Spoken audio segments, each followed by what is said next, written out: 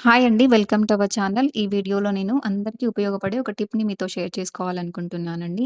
మీకు కూడా యూజ్ అవుతది అనిపిస్తే ఫాలో అవ్వండి. ఏం లేదండి, సాధారణంగా మనం మార్కెట్‌కి వెళ్ళినప్పుడు ఆకుకూరలు, కొత్తిమీర, పుదీనా తెచ్చుకుంటూ ఉంటాం కదా! మనం ఏం చేస్తామంటే కావాల్సినంత వాడుకొని మిగతాది కవర్‌లో వేసి ఫ్రిడ్జ్‌లో పెట్టేస్తుంటాం. అలా కవర్‌లో వేసి పెట్టిన 2, 3 రోజుల కంటే ఎక్కువ ఫ్రెష్‌గా ఉండవు. అలా కాకుండా వారం పాటు ఫ్రెష్‌గా ఉండాలంటే ఎలా స్టోర్ చేసుకోవాలో చూపిస్తాను, చూసేయండి. ఏం లేదండి, మనం తెచ్చుకున్న ఆకుకూరలని అన్నిటిని సెపరేట్ చేసుకోవాలి.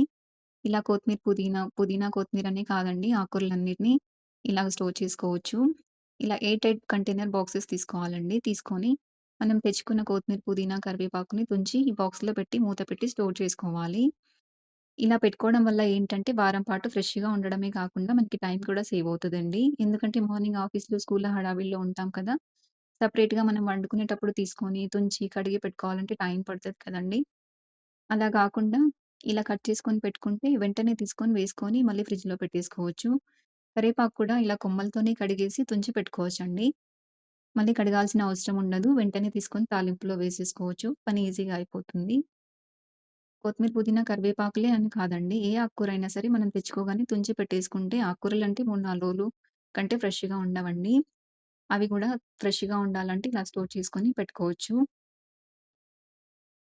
మనకి టైం సేవ్ అవుతది. అలాగే పని కూడా ఈజీ అయిపోతదండి.